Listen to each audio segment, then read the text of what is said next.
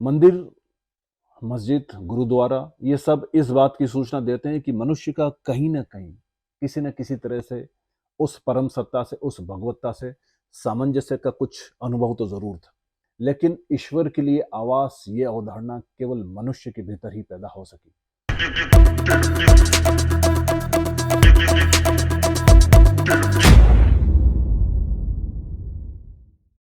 Hello everyone, मैं हूं हर्षिता और मैं आपका स्वागत करती हूं हमारे show talk with master season 2 में।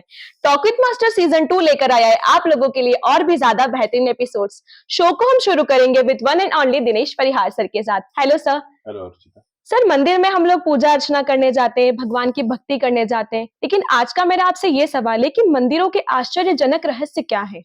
पूरी पृथ्वी पे आज तक ऐसा कोई इंसान, ऐसी कोई जाति नहीं हुई जिसने मंदिर जैसी किसी चीज का निर्माण नहीं किया हो। इससे बहुत ज्यादा फर्क नहीं पड़ता है, उसे चाहे हम गिरजाघर कहें, उसे चाहे हम मस्जिद कहें, या उसे फिर हम चाहे गुरुद्वारा कहें, लेकिन आकांक्षा तो एक ही थी। आज तो हमारे पास कम्युनिकेशन के साधन हैं। आज हम उच्चतम विज्ञान की तकनीक के थ्रू किसी से भी सामंजस्य कम्युनिकेशन बिठा सकते हैं। लेकिन उस वक्त को सोचिए जब एक हिस्से में रहने वाला इंसान किसी दूसरे हिस्से में रहने वाले इंसान से जरा भी नहीं मिल पाता था। कहीं कोई कम्युनिकेशन का कोई भी साधन नहीं था। लेकिन उस वक्त भी यदि आप देखेंगे तो कहीं ना कहीं किसी न किसी कौम ने, चाहे वो गुफाओं में रहा हो, चाहे वो नदियों के भीतर भी उसको रहने की इच्छा हो गई हो, चाहे वो पर्वतों के ऊपर से ऊपर रहा हो, उसने मंदिर जैसी किसी न किसी चीज का निर्माण तो किया ही है। और बात ये नहीं है क्योंकि मंदिरों की व्यवस्थाएं अलग है, मस्जिदों की व्यवस्थाएं अलग है, गिरजाघरों की व्यवस्थाएं अलग है, लेकिन भीतर का जो अभिप्राय था, भीतर की जो अभिप्सा थी, वो तो एक ही थी निश्चित रूप से। मंदिर, मस्जिद, गुरुद्वारा ये सब इस बात की सूचना देते हैं कि मनुष्य का कहीं ना कहीं किसी न किसी तरह से उस परम सत्ता से, उस भगवत्ता से सामंजस्य का कुछ अनुभव तो जरूर था। और फिर पुराने दिनों में तो ऐसा कहा जाता है कि ईश्वर करीबी हुआ करता था। अपने लिए मकान तो पशु पक्षी भी बनाते हैं, अपने लिए तो आवास कीट पतंगे भी बना लेते हैं, लेकिन ईश्वर के लिए आवास ये अवधारणा केवल मनुष्य के भीतर ही पैदा हो सकी। और ये तभी पैदा हो सकी जब हमने उन दिनों में ये बात जाना था कि हाँ, ईश्वर के साथ, परमात्मा के साथ सामंजस्य बातचीत हो सकती है। तो ये मंदिर का निर्माण उस वक्त की घटना है कि जहां पे कि वो ईश्वर के साथ संबंध स्थापित किए जाने के लिए आबद्ध थे। निश्चित रूप से यदि आप यहाँ पे भी मौजूद हैं, इससे शायद मंदिर आपको समझ में आएगा। आप यहाँ पे मौजूद हो तो देखिए, यहाँ से बहुत सारी मोबाइल की वेव्स गुजर रही हैं, बहुत सारी रेडियो की तरंगें गुजर रही हैं, लेकिन आप उनको पकड़ नहीं सकते। लेकिन यदि रेडियो के टावर लगा दिए जाए, यदि मोबाइल के टावर लगा दिए जाए, तो जितनी भी वेव्स गुजर रही है उसको पकड़ा जा सकता था। मंदिर एक तरह का रिसेप्टिव इंस्ट्रूमेंट की तरह उसको यूज किया गया। परमात्मा के साथ यदि बातचीत करना है, परमात्मा के साथ यदि संबंध को स्थापित करना है, तो आपके पास कुछ रिसेप्टिव इंस्ट्रूमेंट होना चाहिए, जैसे कि मोबाइल टावर है, जैसे कि रेडियो स्टेशन हमने बनाया है, ताकि आप उसके साथ कम्युनिकेशन बना सके। जैसा कि मैंने कहने की कोशिश की कि मस्जिद बनी, गुरुद्वारे बने, गिरजाघर बने, मंदिर बने, ये कोई बहुत बड़ी वाली बात नहीं है। लेकिन उन सब का जो अभिप्राय था एक ही था। ऐसा हो सकता है कि मोबाइल एक अलग डिजाइन का, नोकिया एक अलग डिजाइन का एक मोबाइल बनाए, ओप्पो एक अलग डिजाइन का मोबाइल बनाए, वीवो एक अलग डिजाइन का मोबाइल बनाए, या सैमसंग एक अलग पैटर्न पे मोबाइल बनाए, लेकिन उनकी मनोदशा, उनकी अभिप्राय तो एक ही कि उससे हम बातचीत कर सकते हैं, और उसमें जितने भी टूल्स हैं उसका हम बहुत बहुत अच्छी तरह से फायदा उठा सकते हैं।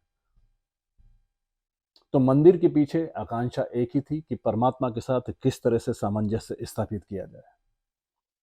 तो मंदिर एग्जैक्टली इस तरह से रिसेप्टिव इंस्ट्रूमेंट की तरह यूज किया जा सका कि हम परमात्मा के बीच में कुछ ऐसी जगह को, कुछ ऐसी ऐसी चीजों के साथ, उसको विधियों के साथ उसको निर्मित कर सके जहां परमात्मा के साथ हमारी ट्यूनिंग मैच कर सके। यदि आप ओम का उच्चार खुले आकाश में करेंगे नदी किनारे करेंगे तो अस्तित्व इतना बड़ा है, आकाश इतना बड़ा है, पूरी धरती इतनी बड़ी है कि आप ओम का उच्चार करेंगे और ओम का उच्चार खो जाएगा।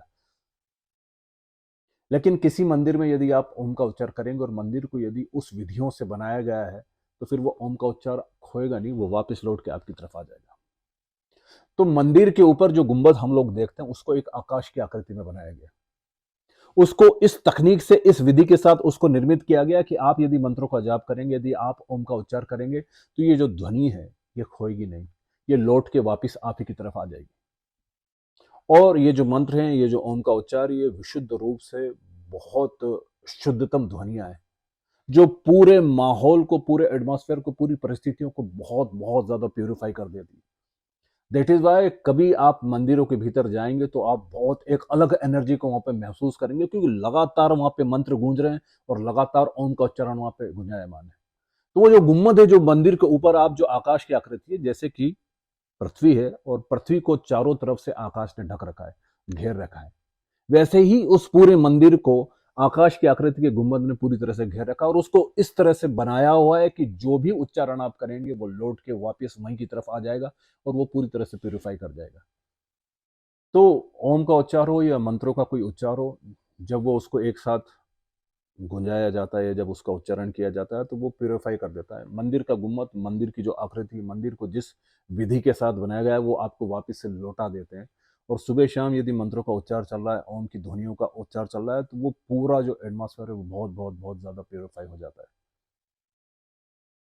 पहली बार जब अंग्रेज लोग मंदिरों में आए तो उन्हें मंदिर अनहाइजेनिक लगे, क्योंकि मंदिरों की विशेषता यदि आप देखोगे तो वहाँ खिड़की और दरवाजे न के बराबर होते हैं। लगभग एक ही दरवाजा होता है लेकिन खिड़कियां तो बिल्कुल नहीं होती। महाकालेश्वर मंदिर में जाएंगे या किसी भी महत्वपूर्ण मंदिर में जाएंगे तो आप देखेंगे कि खिड़कियां नहीं है। तो वो ये कहने लगे कि यार हमारे जो गिरजाघर है उसमें तो बहुत खिड़कियां होती है, वो तो बहुत हवादार होते हैं, तो ये तुम्हारे जो पैटर्न है वो बहुत बहुत गलत गलत पैटर्न है। लेकिन आज तक हमने मंदिर में अस्वस्थ लोगों को नहीं जाना है। मंदिर में जिनको वो अनहाइजेनिक कहते थे, मंदिरों में स्वस्थ से स्वस्थ लोग वहां पे रहा करते थे। क्या कारण था कि वो स्वस्थ रहते थे? ओम का उच्चारण, मंत्रों का उच्चारण, ये जितने भी उच्चारण, जितने भी हमने मंत्रों को क्रिएट किया है भगवान की स्तुति के लिए, उन सब के उच्चारण अभूतपूर्व रूप से पूरे माहौल को बहुत बहुत ज्यादा प्योरीफाई कर देते हैं। और जब बहुत ज़्यादा वैज्ञानिक आधार पे खोज की गई तो उन्होंने पाया कि इससे ज़्यादा हाइजेनिक कुछ और हो ही नहीं सकता, या अनहाइजेनिक है ही नहीं। और इसका दरवाजे खिड़की से मतलब ही नहीं, क्योंकि इसके उच्चारण ही जो वहां पे जो है वो मामला प्यूरिफाई कर रहा है। बहुत पहले काशी में विशुद्धानंद करके एक बहुत बड़ा साधु रहता था।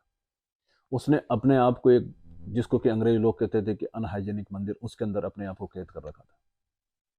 वो धनियों के आघात से किसी भी चीज पे काम करता था। वो ध्वनियों के आघात से किसी भी चीज को मार सकता था और ध्वनियों के आघात से किसी भी चीज को जिंदा भी कर सकता था। तो 3 अंग्रेज डॉक्टर बहुत सारी संदेह से भरी निगाहों के साथ विशुद्धानंद के पास पहुंचे। वो अपने साथ एक चिड़िया लाए थे। उनको डॉक्टर कहें या वैज्ञानिक कहें एक ही बात थी, तीनों अंग्रेज डॉक्टर थे और वो देख लेना चाहते थे क्योंकि अखबारों में इस बात की बहुत सारी चर्चा थी। चिड़िया को उन्होंने सामने रखा, उसने कुछ ध्वनियां की, विशुद्धानंद ने कुछ ध्वनियां की और कुछ ध्वनियां करके चिड़िया मर गई।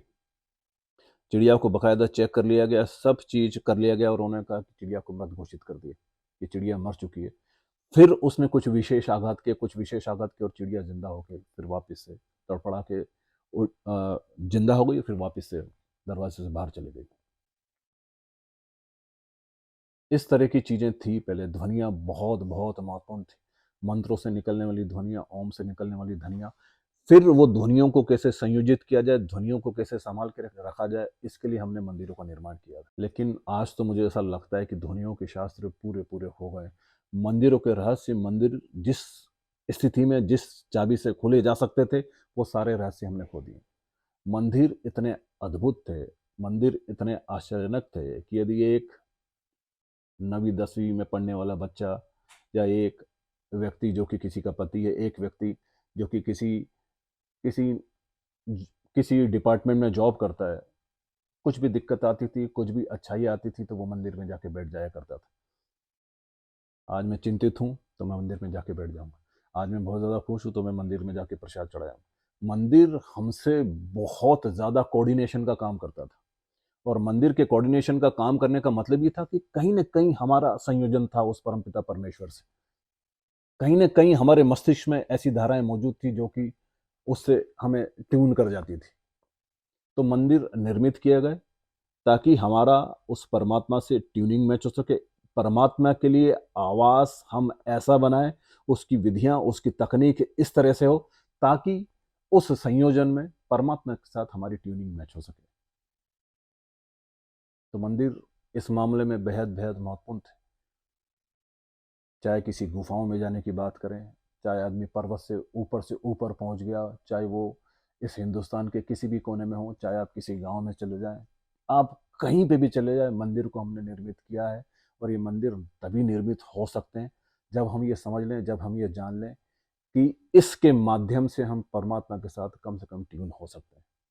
तो दैट इज वाई मंदिरों का निर्माण किया गया। क्या बात है सर, मतलब बहुत ही ज़्यादा सरप्राइज़िंग एपिसोड था और आपने जितनी भी कहानियों को लेकर इस बात को बताया है, समझाया है, मेरे को बहुत ज़्यादा सरप्राइज़िंग लगा और आई होप कि हमारी ऑडियंस को भी ये एपिसोड बहुत ज़्यादा पसंद आया होगा।